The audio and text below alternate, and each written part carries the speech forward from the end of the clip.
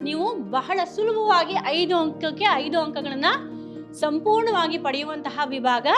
ಭಾರತೀಯ ಸಂಸ್ಕೃತಿಯು ಪ್ರಪಂಚದ ಅತ್ಯಂತ ಪ್ರಾಚೀನ ಸಂಸ್ಕೃತಿಯಾಗಿದೆ.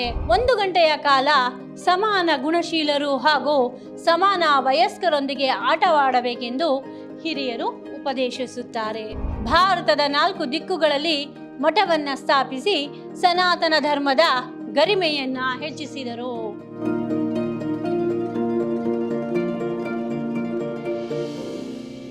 ಶ್ರೀ ಗುರುಭ್ಯೋ ನಮಃ. ಹರಿಃ ಓಂ. ಭವತಾಂ ಸರ್ವೇಷಾಮಪಿ ಪ್ರಥಮ ಷಾಣ್ಮಾಸಿಕ ಸಂಸ್ಕೃತ ಕಕ್ಷಾಂ ಪ್ರತಿ ಸ್ವಾಗತಂ. ಮಮ ನಾಮ ಭಾರತಿ. ಅಹಂ ವಿದ್ಯಾಶ್ರಮ ವಿದ್ಯಾಲಯೇ ಸಂಸ್ಕೃತ ವಿಭಾಗೆ ಕಾರ್ಯಂ ಕರೋಮಿ. ಪ್ರಿಯ ವಿದ್ಯಾರ್ಥಿಗಳೇ, ಮೈಸೂರು ವಿಶ್ವವಿದ್ಯಾನಿಲಯದ ವ್ಯಾಪ್ತಿಗೆ ಸಂಬಂಧಪಟ್ಟಂತಹ ಪ್ರಥಮ ಸೆಮೆಸ್ಟರ್ B.B.A ವಿದ್ಯಾರ್ಥಿಗಳಿಗೆ ಪ್ರಥಮ ಸೆಮೆಸ್ಟರ್ ಸಂಸ್ಕೃತ ತರಗತಿಗೆ ಆತ್ಮೀಯ ಸ್ವಾಗತ. ಪ್ರಿಯ ವಿದ್ಯಾರ್ಥಿಗಳೇ, ಪ್ರಥಮ ಸೆಮೆಸ್ಟರ್ ಸಂಸ್ಕೃತ ಪಠ್ಯಪುಸ್ತಕಕ್ಕೆ ಸಂಬಂಧಪಟ್ಟಂತಹ 3ನೇ ವಿಭಾಗ ಅಂದರೆ ಯೂನಿಟ್ 3ಗೆ ಸಂಬಂಧಪಟ್ಟಂತಹ ಭಾಷಾಂತರ ಪಾಠ ಎನ್ನುವಂತಹ ಪಾಠವನ್ನು ನಾನು ನಿಮಗೆ ಇವತ್ತು ಪಾಠ ಮಾಡ್ತೇನೆ ಮಕ್ಕಳೇ. ಬನ್ನಿ, ಈ ಭಾಷಾಂತರ ಪಾಠದಲ್ಲಿ ಯಾವೆಲ್ಲ ಭಾಷಾಂತರ ಪಾಠಗಳನ್ನು ಕೊಟ್ಟಿದ್ದಾರೆ ಅನ್ನೋದನ್ನು ನೋಡೋಣ. ಪುರತಃ ಗಚ್ಚಾಮಃ. ಪ್ರಿಯ ವಿದ್ಯಾರ್ಥಿಗಳೇ, ಈಗಾಗಲೇ ನಿಮಗೆ ಗೊತ್ತು ಭಾಷೆ ಮತ್ತು ಭಾಷಾಂತರ ಅನ್ನುವುದು ಎಷ್ಟು ಮುಖ್ಯ ಎನ್ನುವಂತಹ ವಿಚಾರ ನಿಮ್ಗೆ ಈಗಾಗಲೇ ತಿಳಿದಿದೆ. ಹಾಗಾಗಿ ಅನೇಕ ಭಾಷೆಗಳನ್ನು ತಿಳಿದಿರುವಂತಹದ್ದು ಬಹಳ ಒಳ್ಳೆಯ ವಿಚಾರ. ಯಾಕೆಂದರೆ ಈ ಭಾಷೆ ಅನ್ನೋದು ನಮಗೆ ಚೆನ್ನಾಗಿ ಬಂದಿದ್ರೆ ಯಾವುದೇ ಭಾಷೆ ಆಗಬಹುದು, ನಾವು ಹೆಚ್ಚು ಭಾಷೆಯನ್ನು ಕಲಿತಷ್ಟು ನಮಗೆ ಅಷ್ಟೇ ಅನುಕೂಲ ಕೂಡ ಇರುತ್ತೆ. ಯಾವುದೇ ಒಂದು ಸ್ಥಳಗಳಲ್ಲಿ ಹೋದಾಗ ಅಲ್ಲಿಯ ಭಾಷೆ ನಮಗೆ ಗೊತ್ತಿದ್ರೆ ನಾವು ಅಲ್ಲಿ ಸುಲಭವಾಗಿ ಎಲ್ಲ ವ್ಯವಹಾರಗಳನ್ನು ಮಾಡಬಹುದಾಗಿದೆ. ಹಾಗಾಗಿ ನಾವು ಹೆಚ್ಚು ಭಾಷೆಗಳನ್ನು ಕಲಿಯೋದು ಬಹಳ ಅನುಕೂಲ ಅಂತ ನಾನು ಈ ಮುಖಾಂತರ ತಿಳಿಸ್ತೀನಿ ಮಕ್ಕಳೇ. ಹಾಗಾದರೆ ಈ ಭಾಷೆ ಮತ್ತು ಭಾಷಾಂತರ ಅನ್ನೋದು ಜೀವನದಲ್ಲಿ ಎಷ್ಟು ಮುಖ್ಯ ಅನ್ನೋದನ್ನು ನೀವು ಪ್ರತಿಯೊಂದು ಅನುಭವವನ್ನು ಪಡೆದುಕೊಳ್ಳೋದ್ರ ಮುಖಾಂತರ ಕೂಡ ತಿಳ್ಕೊಬಹುದಾಗಿದೆ ಮಕ್ಕಳೇ. ಭಾಷೆ ಅನ್ನೋದು ಬಹಳ ಮುಖ್ಯ ಅಂತ ನಾನು ಈ ಮುಖಾಂತರ ಹೇಳ್ತೀನಿ ಮಕ್ಕಳೇ. ಎಲ್ಲೆಲ್ಲಿ ಹೋದರೂ ಕೂಡ, ಯಾವುದೇ ರಾಜ್ಯದಲ್ಲಿರಬಹುದು, ಯಾವುದೇ ರಾಷ್ಟ್ರಗಳಲ್ಲಿರಬಹುದು, ಅಲ್ಲಿಗೆ ಸಂಬಂಧಪಟ್ಟಂತಹ ಭಾಷೆಗಳನ್ನು ಅವರು ಮಾಡ್ಕೊಂಡಿರ್ತಾರೆ. ಹಾಗಾಗಿ ನಾವು ಹೆಚ್ಚೆಚ್ಚು ಭಾಷೆಗಳನ್ನು ನಾವು ಕಲಿತಷ್ಟು ನಮಗೆ ಅದರಿಂದ ಬಹಳ ಅನುಕೂಲ ಇದೆ ಮಕ್ಕಳೇ. ಹಾಗಾಗಿ ಈ ಭಾಷಾಂತರ ಅಂದರೆ ಟ್ರಾನ್ಸ್ಲೇಷನ್ನು, ಯಾವುದೇ ಒಂದು ಭಾಷೆಯನ್ನು ಬೇರೆ ಬೇರೆ ಭಾಷೆಗಳಿಗೆ ತರ್ಜುಮೆ ಮಾಡುವುದನ್ನು ನಾವು ಭಾಷಾಂತರ ಅಂತ ಹೇಳ್ತೀವಿ. ಈಗ ಕನ್ನಡದಿಂದ ಸಂಸ್ಕೃತಕ್ಕೆ ಭಾಷಾಂತರ ಮಾಡ್ಬೋದು, ಅಥವಾ ಕನ್ನಡದಿಂದ ಇಂಗ್ಲೀಷ್ಗೆ ಭಾಷಾಂತರ ಮಾಡ್ಬೋದು, ಅದೇ ರೀತಿ ಕನ್ನಡದಿಂದ ಹಿಂದಿಗೆ, ಇದೇ ರೀತಿಯಲ್ಲಿ ಯಾವುದೇ ಭಾಷೆಗೆ ಕೂಡ ನೀವು ಭಾಷಾಂತರವನ್ನು ಮಾಡಬಹುದು, ಅಂದರೆ ತರ್ಜುಮೆಯನ್ನು ಮಾಡಬಹುದು. ಹಾಗಾಗಿ ಈಗ ಪ್ರಸ್ತುತ ನಿಮಗೆ ಕೊಟ್ಟಿರುವಂತಹ ಈ ಪಾಠದಲ್ಲಿ ಸಂಸ್ಕೃತದಿಂದ ಕನ್ನಡ ಹಾಗೂ ಇಂಗ್ಲೀಷ್ಗೆ ಭಾಷಾಂತರ ಮಾಡುವ ವಿಚಾರವನ್ನು ನಿಮಗೆ ಈ ಪ್ರಥಮ ಷಾಣ್ಮಾಸಿಕ ಪಠ್ಯಪುಸ್ತಕದಲ್ಲಿ ನಿಮಗೆ ಅಳವಡಿಸಿದ್ದಾರೆ ಮಕ್ಕಳೇ. ಇದು ಬಂದು ದ್ವಿತೀಯ PUC ಶೇವದಿಹಿ ಎಂಬ ಪಠ್ಯಪುಸ್ತಕದಲ್ಲಿರುವಂತಹ 6 ಭಾಷಾಂತರ ಪಾಠಗಳನ್ನು ನಿಮಗೆ ಕೊಟ್ಟಿದ್ದಾರೆ. ನಿಮಗೆ ಸಂಸ್ಕೃತ ವ್ಯವಹಾರ ಶಾಸ್ತ್ರಿಯಿಂದ 5 ಅಂಕಗಳು ಮತ್ತು ಈ ಭಾಷಾಂತರ ಪಾಠದಿಂದ 5 ಅಂಕಗಳು ಪರೀಕ್ಷೆಗೆ ಬರುತ್ತೆ. ಹಾಗಾಗಿ ನಿಮಗೆ ಅದರಲ್ಲೂ ಕೂಡ ಚಾಯ್ಸ್ ಇರುತ್ತೆ ಮಕ್ಕಳೇ. ಸಂಸ್ಕೃತ ವ್ಯವಹಾರ ಶಾಸ್ತ್ರಿಯಿಂದನಾದರೂ ನೀವು ಪ್ರಶ್ನೆಗಳನ್ನು ಬರೀಬಹುದು, ಅಥವಾ ಈ ಭಾಷಾಂತರ ಪಾಠಗಳನ್ನಾದರೂ ನೀವು ಆಯ್ಕೆಯನ್ನು ಮಾಡ್ಕೋಬಹುದು. ನಿಮಗೆ ಚಾಯ್ಸ್ ಇದೆ. ಅರ್ಥ ಆಯ್ತಾ? ಹೀಗೆ ಈ ಭಾಷಾಂತರ ಪಾಠದಲ್ಲಿ ನಿಮಗೆ ಸಂಸ್ಕೃತದಿಂದ ಕನ್ನಡ ಹಾಗೂ ಇಂಗ್ಲೀಷ್ಗೆ ತರ್ಜುಮೆಯನ್ನು ಮಾಡಲಿಕ್ಕೆ ಕೊಡ್ತಾರೆ. ನೀವು ಕನ್ನಡ ಮಾಧ್ಯಮವನ್ನು ಆರಿಸ್ಕೊಂಡವರಾಗಿದ್ದರೆ ಈ ಸಂಸ್ಕೃತದಲ್ಲಿ ಕೊಟ್ಟಿರುವಂತಹ ಈ ಪ್ಯಾಸೇಜ್ಗೆ ಅದೇ ರೀತಿಯಲ್ಲಿ ಕನ್ನಡಕ್ಕೆ ತರ್ಜುಮೆಯನ್ನು ಮಾಡಿ, ಇಂಗ್ಲೀಷ್ ಮಾಧ್ಯಮವನ್ನು ಆರಿಸ್ಕೊಂಡವರು ಈ ಪ್ಯಾಸೇಜ್ನಿಂದ ನೀವು ಅದನ್ನು ಇಂಗ್ಲೀಷ್ಗೆ ಟ್ರಾನ್ಸ್ಲೇಷನ್ನ ಮಾಡ್ತೀರಾ. ಅರ್ಥ ಆಯ್ತಾ? ಈಗ ಉದಾಹರಣೆಗಳನ್ನು ನೋಡ್ತಾ ಹೋಗೋಣ. ಒಟ್ಟು 6 ಭಾಷಾಂತರ ಪಾಠಗಳಿವೆ ಮಕ್ಕಳೇ. ಅದರಲ್ಲಿ 3 ಭಾಷಾಂತರ ಪಾಠವನ್ನು ನಾನು ನಿಮಗೆ ಇವತ್ತು ತಿಳಿಸ್ಕೊಡ್ತೀನಿ. ಅರ್ಥ ಆಯ್ತಾ? ಬನ್ನಿ ವಿದ್ಯಾರ್ಥಿಗಳೇ, ಮೊದಲನೆಯ ಭಾಷಾಂತರ ಪಾಠ ಕನ್ನಡ ಭಾಷೆಯ ಆಂಗ್ಲ ಭಾಷೆಯ ಅನುವಾದತ. ಕನ್ನಡ ಭಾಷೆ ಅಥವಾ ಆಂಗ್ಲ ಭಾಷೆಗೆ ಅನುವಾದವನ್ನು ಮಾಡಿ ಅಂತ ಹೇಳಿ. ಪುರ ಕೇರಳೆ ಶಿವಗುರು ಆರ್ಯಾಂಬ ದಂಪತಿಯೋ ಏಕಃ ಪುತ್ರಃ ಅಜಾಯತ. ಈ ರೀತಿಯಾಗಿ ನಿಮಗೆ ಕೊಟ್ಟಿರ್ತಾರೆ ಅನ್ಕೊಳ್ಳಿ. ಈಗ ನೀವು ಅದೇ ವಾಕ್ಯಕ್ಕೆ ಕನ್ನಡದಲ್ಲಿ ಅನುವಾದವನ್ನು ಮಾಡಬೇಕು ಅಥವಾ ಭಾಷಾಂತರವನ್ನು ಮಾಡಬೇಕು. ಹಿಂದೆ ಕೇರಳದಲ್ಲಿ ಶಿವಗುರು ಆರ್ಯಾಂಬ ದಂಪತಿಗಳಿಗೆ ಒಬ್ಬ ಮಗನು ಹುಟ್ಟಿದನು ಎನ್ನುವುದು ಈ ವಾಕ್ಯದ ಪುರಾ ಕೇರಳೆ ಶಿವಗುರು ಆರ್ಯಾಂಬ ದಂಪತಿಯೋ ಏಕಃ ಪುತ್ರಃ ಅಜಾಯತ ಎನ್ನುವುದಕ್ಕೆ ಕನ್ನಡದ ಟ್ರಾನ್ಸ್ಲೇಷನ್ ಅನುವಾದ. ಅರ್ಥ ಆಯ್ತಾ? ನಂತರ ಭಗವತಃ ಶಿವಸ್ಯ ಅನುಗ್ರಹಾತ್ ಜಾತಸ್ಯ ತಸ್ಯ ಶಂಕರ ಇತಿ ನಾಮ ಕೃತಂ. ಭಗವಂತನಾದ ಶಿವನ ಅನುಗ್ರಹದಿಂದ ಹುಟ್ಟಿದ ಆತನಿಗೆ ಶಂಕರನೆಂದು ನಾಮಕರಣ ಮಾಡಿದರು. ಈ ರೀತಿಯಾಗಿ ನೀವು ಪ್ರತಿಯೊಂದು ವಾಕ್ಯಕ್ಕೂ, ಸಂಸ್ಕೃತದಲ್ಲಿರುವಂತಹ ಪ್ರತಿಯೊಂದು ವಾಕ್ಯಕ್ಕೂ ಕನ್ನಡದಲ್ಲಿ ಹಾಗೂ ಇಂಗ್ಲಿಷ್ನಲ್ಲಿ ಟ್ರಾನ್ಸ್ಲೇಷನ್ನ ಮಾಡ್ತಾ ಹೋಗ್ತೀರಾ. ನೀವು ಯಾವ ಮಾಧ್ಯಮವನ್ನು ಆಯ್ಕೆ ಮಾಡ್ಕೊಂಡಿದ್ದೀರಾ ಅದರಲ್ಲಿ ಉತ್ತರವನ್ನು ಬರೀತೀರಾ. ನಂತರ ಸಹ ಬಾಲ್ಯ ಏವ ವೇದಾಧ್ಯಯನಂ ಸಮಾಪ್ಯ ಸನ್ಯಾಸಂ ಸ್ವೀಕರೋತ್. ಆತನು ಬಾಲ್ಯದಲ್ಲಿಯೇ ವೇದಾಧ್ಯಯನವನ್ನು ಮುಗಿಸಿ ಸನ್ಯಾಸವನ್ನ ಸ್ವೀಕರಿಸಿದನು. ಇದು ಆ ಸಂಸ್ಕೃತ ವಾಕ್ಯದ ಕನ್ನಡ ಅನುವಾದ ಮಕ್ಕಳೇ. ನಂತರ ಮಾತುಹು ಆಜ್ಞೆಯ ನರ್ಮದಾ ತೀರಂ ಗತ್ವಾ ಗುರೋಹೋ ಸಕಾಶೆ ಶಾಸ್ತ್ರಾಣಿ ಅಧೀತವಾನ್. ಆನಂತರ ಆತನು ತನ್ನ ತಾಯಿಯ ಆಜ್ಞೆಯ ಮೇರೆಗೆ ನರ್ಮದಾ ನದಿಯ ತೀರಕ್ಕೆ ಹೋಗಿ ಗುರುಗಳ ಬಳಿ ಶಾಸ್ತ್ರಗಳನ್ನು ಅಧ್ಯಯನ ಮಾಡಿದನು. ಅನಂತರಂ ಭಾರತಸ್ಯ ಚತುರ್ಷು ದಿಕ್ಷು ಮಠಂ ಸಂಸ್ಥಾಪ್ಯ ಸನಾತನ ಧರ್ಮಸ್ಯ ಗರಿಮಾನಂ ಅವರ್ಧಯತ್. ತದನಂತರ ಭಾರತದ 4 ದಿಕ್ಕುಗಳಲ್ಲಿ ಮಠವನ್ನ ಸ್ಥಾಪಿಸಿ ಸನಾತನ ಧರ್ಮದ ಗರಿಮೆಯನ್ನ ಹೆಚ್ಚಿಸಿದರು. ಈ ರೀತಿಯಾಗಿ ನೀವು ಬರಿತೀರಾ. ಸಾಯೇವ ಶ್ರೀ ಶಂಕರ ಭಗವತ್ಪಾದಃ. ಸಾಯೇವ ಶಂಕರ ಭಗವತ್ಪಾದಃ. ಅವರೇ ಶ್ರೀ ಶಂಕರ ಭಗವತ್ಪಾದರು. ಈ ರೀತಿಯಾಗಿ ಸಂಸ್ಕೃತದ ವಾಕ್ಯಗಳನ್ನು ನೀವು ಕನ್ನಡ ಭಾಷೆಗೆ ತರ್ಜುಮೆ ಮಾಡಿದ್ರಿ. ಈ ವಿಭಾಗ ನಿಮಗೆ ಅರ್ಥ ಆಗಿದೆ ಅಂತ ಭಾವಿಸಿದ್ದೀನಿ ಮಕ್ಕಳೇ. ಪ್ರತಿಯೊಂದು ಸಂಸ್ಕೃತ ವಾಕ್ಯವನ್ನು ಕನ್ನಡಕ್ಕೆ ನೀವು ತರ್ಜುಮೆ ಮಾಡ್ತಾ ಹೋಗ್ತೀರಾ, ಅಂದರೆ ಭಾಷಾಂತರವನ್ನು, ಟ್ರಾನ್ಸ್ಲೇಷನ್ನ ಮಾಡ್ತಾ ಹೋಗ್ತೀರಾ. ಈ ರೀತಿಯಾಗಿ ಅರ್ಥ ಆಯ್ತಾ?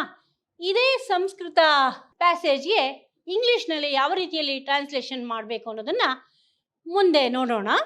ಪುರತಃ ಗಚ್ಚಾಮಃ. ಹಿಂದೆ ಕೊಟ್ಟಂತಹ ಸಂಸ್ಕೃತ ಪ್ಯಾಸೇಜ್ಗೆ ಈ ರೀತಿಯಾಗಿ ನೀವು ಇಂಗ್ಲಿಷ್ನಲ್ಲಿ ಅನುವಾದವನ್ನು ಬರೀತೀರಾ. In Kerala a couple name Shivaguru and Aryamba begot a child. Since he was born by the blessings of Lord Shiva, they named him Shankara.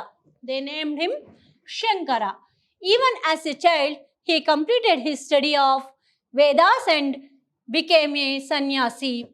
As per his mother's wish, he went to the bank of river Narmada and studied the Shastras under his guru. Then he established mutts in 4 parts of India and increased the prestige of Hindu Dharma. He is Sri Shankara Bhagavatpada. He is Sri Shankara Bhagavatpada. ಈ ರೀತಿಯಾಗಿ ನೀವು ಅನುವಾದವನ್ನು ಮಾಡ್ತೀರಾ ಮಕ್ಕಳೇ. ಅರ್ಥ ಆಯ್ತಾ? ಬಹಳ ಸುಲಭವಾಗಿರುತ್ತೆ. ನೀವು ಬಹಳ ಸುಲಭವಾಗಿ 5 ಅಂಕಕ್ಕೆ 5 ಅಂಕಗಳನ್ನು ಸಂಪೂರ್ಣವಾಗಿ ಪಡೆಯುವಂತಹ ವಿಭಾಗ. ಹಾಗಾಗಿ ಗಮನ ಇಟ್ಟು ತಿಳ್ಕೊಳ್ಳಿ ಮಕ್ಕಳೇ ಈ ಪಾಠವನ್ನು. ಅರ್ಥ ಆಯ್ತಾ?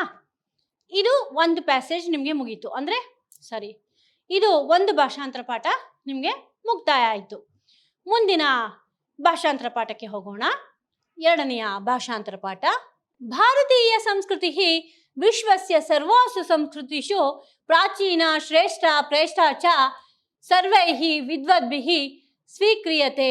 ಇದು ಕೂಡ ನೀವು ಕನ್ನಡ ಭಾಷೆಯಿಂದ ಆಂಗ್ಲ ಭಾಷೆಯ ಅನುವಾದತ, ಕನ್ನಡ ಭಾಷೆಯ ಆಂಗ್ಲ ಭಾಷೆಯ ಅನುವಾದತ, ಕನ್ನಡ ಅಥವಾ ಇಂಗ್ಲಿಷ್ಗೆ ಮಾತ್ರ ತರ್ಜುಮೆಯನ್ನು ಮಾಡುವ ವಿಭಾಗವನ್ನು ಈ ಸೆಮಿಸ್ಟರ್ನಲ್ಲಿ ನಿಮಗೆ ಕೊಟ್ಟಿದ್ದಾರೆ ಮಕ್ಕಳೇ. ಅರ್ಥ ಆಯ್ತಾ? ಈ ವಾಕ್ಯದ ಅರ್ಥವನ್ನು ನೋಡೋಣ ಕನ್ನಡದಲ್ಲಿ. ಭಾರತೀಯ ಸಂಸ್ಕೃತಿಯು ಪ್ರಪಂಚದ ಅತ್ಯಂತ ಪ್ರಾಚೀನ ಸಂಸ್ಕೃತಿಯಾಗಿದೆ.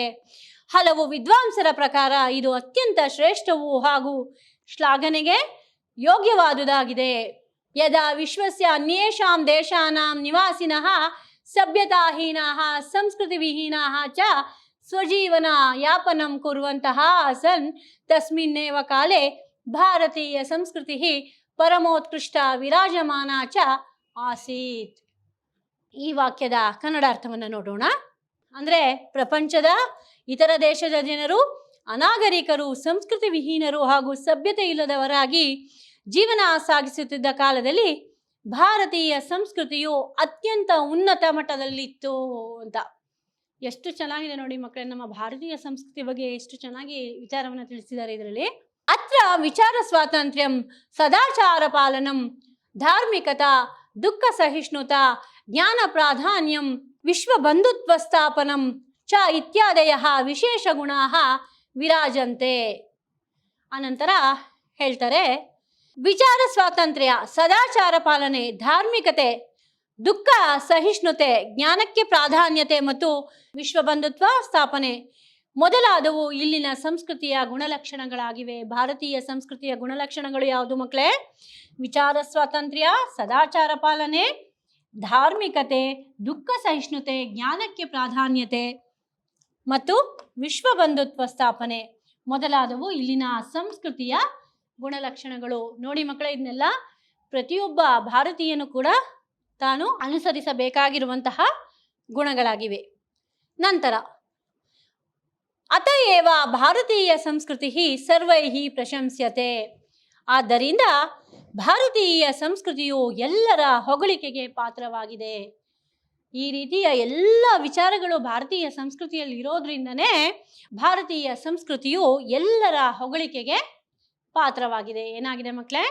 ಭಾರತೀಯ ಸಂಸ್ಕೃತಿಯು ಎಲ್ಲರ ಹೊಗಳಿಕೆಗೆ ಪಾತ್ರವಾಗಿದೆ. ಅರ್ಥ ಆಯ್ತಾ? ಈ ರೀತಿ ಕೊಟ್ಟಿರುವಂತಹ ಸಂಸ್ಕೃತ ಪ್ಯಾಸೇಜ್ಗೆ ನೀವು ಕನ್ನಡದಲ್ಲಿ ಈ ರೀತಿಯಾಗಿ ಅನುವಾದವನ್ನ ಮಾಡ್ತೀರಾ ಮಕ್ಕಳೇ. ಇದಕ್ಕೆ ಇಂಗ್ಲಿಷ್ ಅನುವಾದವನ್ನ ಯಾವ ರೀತಿ ಮಾಡೋದು ನೋಡೋಣ ಬನ್ನಿ. ಪುರತಃ ಗಚ್ಚಾಮಃ. Indian culture is the oldest culture in the world. According to many, it is the most superior culture and praiseworthy.